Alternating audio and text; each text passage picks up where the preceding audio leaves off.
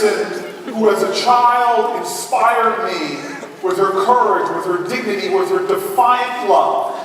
Her concert in front of the Lincoln Memorial, to me, is one of those seminal points in history that spoke to the possibilities of who we are as a nation. If you allow me, in order to best exemplify the spirit of our honoree, to take one theme inspired by that moment. She stood before Abraham Lincoln, and in honor of her, my favorite story about Abraham Lincoln was when he stood before America and gave the second inaugural address. He said, with malice towards none, with charity towards all, with firmness in the right as God gives us to see the right, we must strive to continue the work. Now, after that speech, he went back to the White House to do a reception, and there was one African-American man that was invited to that reception, almost could not get in, but for someone recognizing him and pulling him in. And Lincoln, after giving this noble address with these vaunted values at a time when our country was torn asunder, all his guests were trying to talk to him, the President of the United States, but he kept fighting to the crowd, saying that he had to find his friend to see what his friend thought of his speech. He looked around and people pulled at him. The historians say the governor of Rhode Island tried to pull him away, but he kept saying, I must find my friend to see what he thought of my speech. They say that he found this African-American man standing off humbly to the corner, even though he was regal in stature. And Lincoln went up to him and said, my friend, I need to know what you thought of my speech. And it is said that this man, so humble, said, Mr. President, attend to your guests. But he brushed them off. The President of the United States, Lincoln, said, no, my friend, I must know what you thought of my speech. Well, this would be the last two times these men would ever speak, because soon after, Lincoln would be assassinated. But in this last conversation between Abraham Lincoln and Frederick Douglass, this is what Frederick Douglass said. Frederick Douglass looked at the president and simply said this: it was a sacred effort. A sacred effort.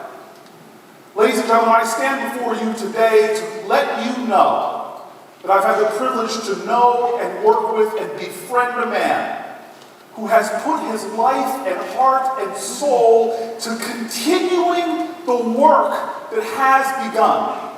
The ideals of this nation and the spirit and the heart available to all of us of these two men. That idea that we must heal our wounds and stitch this country together.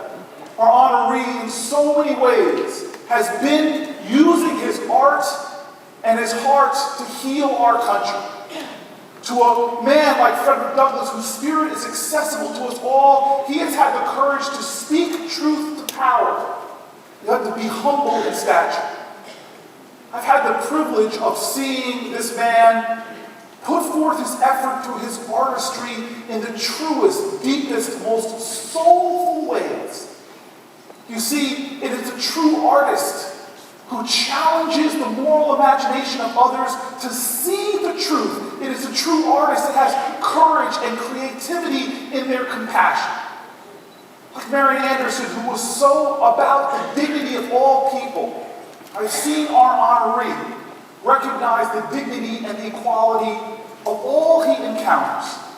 In Newark, I watched him in a city struggling to reestablish itself, to decide to be there when we inaugurated our downtown arena and celebrate 10 back-to-back concerts and answer when people asked, why are you doing this in Newark?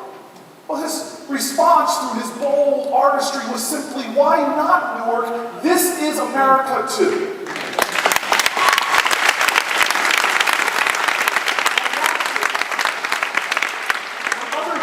Shame and judgment or neglect on those with HIV and AIDS, he stood in our city and through his activist philanthropy helped us to build the first ever supportive housing for people with HIV and AIDS.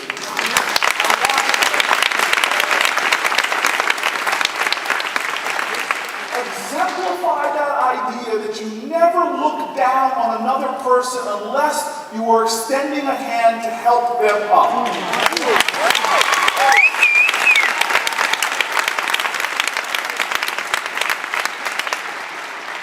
And so this is the man I have come from Washington today to honor by telling the truth about his heart.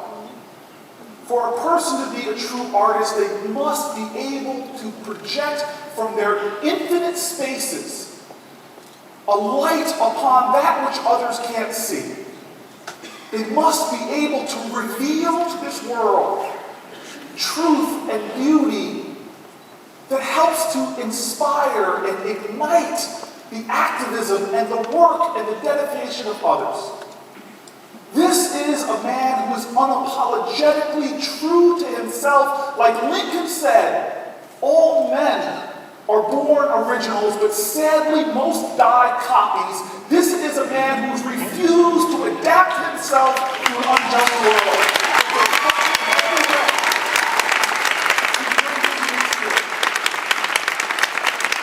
And so I say, in simple closing to my friend John Bon Jovi, I am not even a shadow of the great Frederick Douglass. But I look upon you tonight and I say thank you for your sacred effort. Your sacred effort.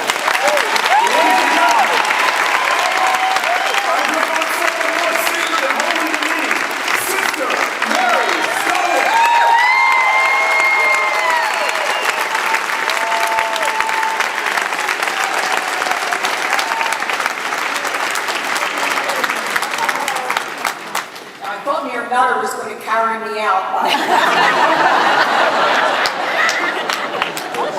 But this is the most amazing crowd in the entire world, honoring the most amazing man who is taking a stand against hunger and homelessness in this absolutely beautiful Kimmel Center. And I just want to recognize Sydney Kimmel and Carolyn who are with us tonight.